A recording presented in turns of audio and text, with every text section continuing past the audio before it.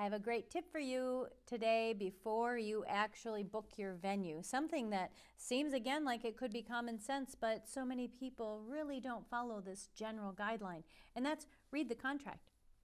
I have so many people that even our clients, they just, sign the page, and I have to go back and make sure that they understand each clause. I think people just, we want to trust everybody, and so often we don't read the contract. We figure, well, they'll tell us if there's something we need to know. You really need to read that beforehand. So don't feel bad if you want to take some time, even if you want to take the contract home and ask them if they can email it to you so you can really take time to read it. Some of the things that you'll find in these contracts are hours that you're limited to. Even like, do you have to be responsible to have garbage service or kitchen cleaning fee or a cleaning deposit?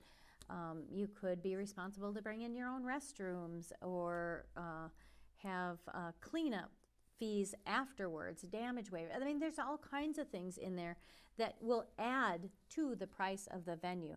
A lot of times I see people that assume that whatever the price is on the outside of the contract, so let's say, for example, it's $5,000 to rent the venue.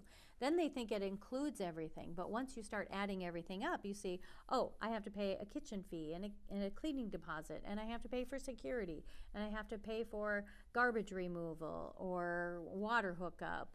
All of these additional fees go above that $5,000. So again, make sure that you read the contract so you really know what's the full cost and what your full responsibilities are. Happy planning, everyone.